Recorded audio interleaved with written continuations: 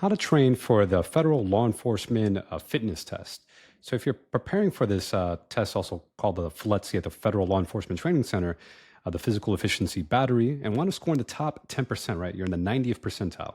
Let's break down how to train and not just pass, but to dominate, ace the test. I'm Dr. Peralta, physical therapist and run coach, and exercise physiologist. Over the past 10 years, I've helped hundreds of runners improve their performance, hit PRs, and train injury-free. I've also worked with everyday people as well. Maybe they're not naturally runners, but they just want to improve their fitness, improve their cardio, so they could pass a fitness test.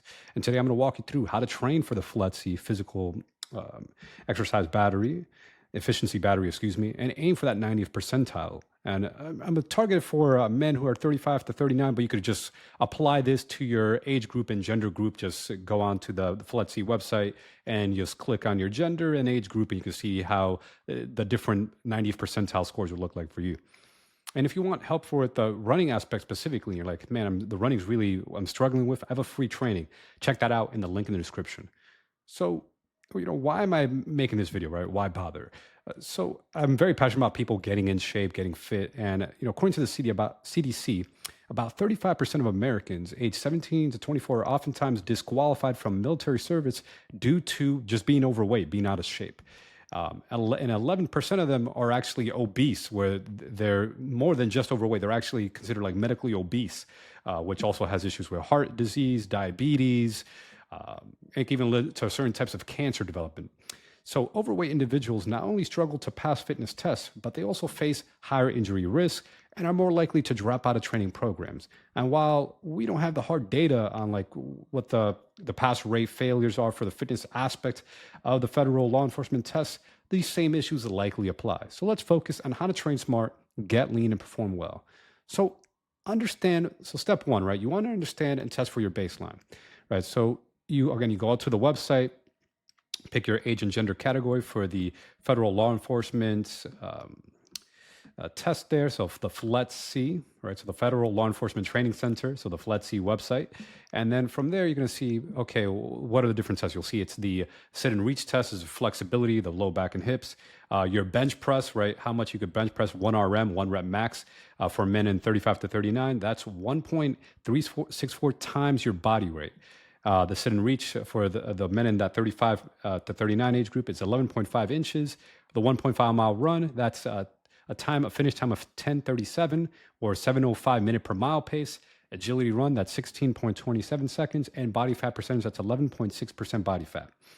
So your first step is you want to get your baseline, right? You want to understand, okay, obviously you need to see what the standards are that you want to meet, especially you're aiming for the 90th percentile. And then you want to see where you're starting off at, what's your baseline. And get your body fat measured, but do it accurately. You just can't rely on the scales, right? These home scales that tell you your body fat, they're oftentimes not fully accurate, right? They could be 3 to 5% higher. So if you think you're 15% body fat, you might actually be 20% body fat or even more, because sometimes it could be even like 7%. It depends on the brand, but on average, anywhere from 5%, 7% or more higher, right? So you think you're lean, but you're actually more in the, a bit more extra body fat on your body than you'd like, especially if you're trying to get to that 11.6% body fat. So what you do, go to a personal trainer, get skin-fold caliper testing where they get like a skin-fold calipers and measure your body fat. A lot of gyms usually offer this service for like a small fee, or if you want a bit more expensive option, you go for the DEXA scan or underwater weighing, hydrostatic weighing, where they measure body fat. The most accurate for body fat testing is going to be the underwater weighing test. So as you go hydrostatic weighing, you usually find these at universities. So you call around for university with an exercise physiologist or human performance lab, and then you get tested with the underwater weighing. That's going to be the gold standard. And then the second most accurate would be the DEXA scan and then skin-fold calipers. Next, you also want to test your baseline, right? So just go for a 1.5 mile run. If you're brand new to running, don't hurt yourself, right? Trying to max out, pace yourself. Do the first 2/3 of it very easy, then speed up, right? Pace yourself. And if you're really brand new, do just run walk, and just see how long with run walk it takes you to do the 1.5 mile run, because you don't want to get hurt, especially if you're already hurting. If you're huffing and puffing, and if you're overweight, and then you try to run on top of being overweight, that could be a recipe for injury. Strength test, also safely test your strength, right? Find a barbell bench press, see what your bench press is. go to a gym. You don't even have to have a gym membership, right? You could just pay for the day pass, see what your bench press is, get like a buddy with you, someone who's experienced with lifting, or get a trainer for the day, and get the number. Don't just estimate it. Flexibility, right? Just again, you measure, send, and reach tests. You could set up the test. There's like a way you set up like a ruler. You bend forward. You can look this up online how to set it up. Also, same thing with the Illinois agility test, right? This tests your ability to run around obstacles, set up some cones, essentially 30 feet run back and forth around. Then there's like 3 or 4 cones. Again, double check the Illinois agility, but there's like a diagram. It's very easy to set up once you set it up. You set up your cones, you run around, you time yourself, see, okay, how close is your time? Are you at that 16.27 second mark, or are you way off, and you just, whatever your number is, good or bad, just write it down to see where you're at. And the same goes with the other tests I just described. So then part 2, you want to build out your training plan. So how do you actually start training for this stuff? So for running, cardio is usually the big thing that a lot of people need to work on. I recommend at least 3 days a week or more. But with running, you can start with 3 days a week. And if you feel you need more, you obviously add more, up to like 5 days a week or even 6 days a week. But start with just 3 days a week. 1 day of the week will be a speed workout, for example, quarter-mile repeats. And then for the 35-year-old male here, it would be like they try to aim for a goal of the repeat for the quarter mile, let's say at 1 minute 46 seconds per rep, right? So you're really going out fast because you're trying to hit that test pace. You want to hit that race pace for your race, which is the 1.5 mile run. Another day of the week, you could do a tempo run. Tempo run's usually like 20 or 30 minutes at lactate threshold. It's just a word for like you're really working hard. It's a 20, 30 minute pace. So usually the 3 mile run distance is a good gauge for your tempo, your lactate threshold. And essentially, if you use a 3 mile run, try to run it at 22 minutes or less. If you're out of shape, obviously, you might be at 25 minutes, you might be at 30 minutes, but you want to start getting faster with the tempo run. So you're finishing 3 miles at 22 minutes or less, which is also going to translate to your ideal 1.5 mile run at the 90th percentile.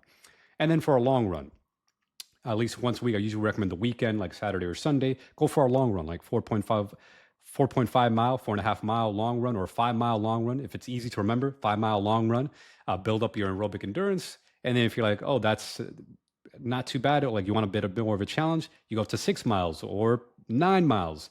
And if you're overweight, sometimes it actually helps because you actually just burn more calories doing more cardio workouts. A lot of people forget that cardio is actually a great way to lean up too. So if you're like, you're a bit overweight, you have more body fat, you just want to lean up, add more cardio. And we'll talk about that a little bit later. Strength training, at least 2 days a week. But if you're particularly weak, you might need to do 3 days a week. Focus on, obviously, for upper body, you need to do bench press. So you have to do bench press variations, right? Barbell, incline, dumbbell versus barbell. You can also do machines, but obviously you want to test with the object you plan to use for the test. So you should do barbells, and you can also do pair this with calisthenics, right? Push-ups and different push-up variations, incline push-up, decline push-up, archer push-ups to cross-train, but you still obviously want to train with a barbell for the bench press. If you don't have one at your home, then obviously you're going to have to join a gym. But if you do have the means, they're not that expensive. You also can get a bench and a barbell set up for home as well. Anyways, you want to mix up some days heavy days, right? 6 to 8 rep max, and other days lighter days, 15 to 20 rep max, right? And you could calculate the percentages based off your baseline 1% RM and then retest every 1 or 2 months. See where you're at and see, hey, are you getting closer to your goal? Flexibility, just spend 10 to 20 minutes a day. You could obviously test your stretch your flexibility in the same test position, the sit and reach, to stretch out your back and hamstrings, and also stretch them out individually, right? Working on stretches just for the back, just for the hips, just for the hamstrings. Particularly, you want to spend at least 3 minutes per tight area. That's going to really help you loosen up any specifically stiff areas. It doesn't have to be 3 minutes. You can do 3 sets of 1 minute, right? So 1 minute hold, repeat that 3 times, go through a circuit for different areas. So maybe if you don't want to have like a routine, and there's different ways to stretch. There's different routines out there. But obviously, for the sit and reach test, you want to stretch out hamstrings, hips, and low back. Agility, obviously, practice the Illinois agility test, but also do other agility tests as well, zigzag, shuttle runs, and T-tests. So for agility, you could do this 5 to 10 minutes of just practicing straight agility drills before your run or your lift, or after your run or your lift. It doesn't really matter too much, but at least 3 days of the week, you're training agility. And then for flexibility, is a daily thing. You could do flexibility daily. And then if you're overweight, right, you're trying to get leaner with body fat, if you're already doing the cardio that I described above, it may get you to like 3 hours a week, but then you still need about 2 more hours a week of cardio, because if you're overweight, the actual recommendation for getting leaner with cardio is 5 hours a week of cardio, moderate intensity or more, right? So you may want to have a longer long run. This is why I said do like a 9-mile long run if you could tolerate. If not, if that's too much impact from running, you could also do brisk walking, like incline walking on a treadmill. That's another way to get more time, right? So you may add another 2 days of cardio days. So you could add up to that 5 hours a week. Biking, indoor or outdoor, or swimming can also help be low impact. So you're not doing additional running, be gentle on your joints, but still help you lean out, get leaner body fat percentage. And then obviously step 3 is eating to lean out, right? If you want to be athletic, even if you're average body fat, but you need to get to that athletic level, right? 11% body fat, you're also going to have to diet, right? Dieting does matter.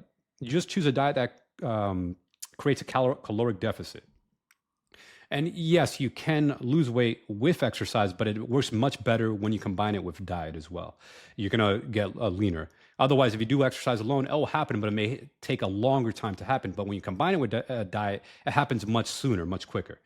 So you can do a caloric deficit, just means eating less than you currently do now. Obviously, track what you're eating currently, right? You could use apps to track your current baseline of what you're eating, and then eat a little less, right? Like every day, eat like maybe 250 or 500 calories less than what you're currently eating. And then every week should aim to lose at least 1 pound of weight, determining how much you need to go from your current baseline to where you want to be, right? But anyhow, aim for like 1 pound of body fat or weight to lose per week, right? And then again, you could do vegan, carnivore, omnivore, Mediterranean diet. There's so many different diets out there. It doesn't really matter which one you pick.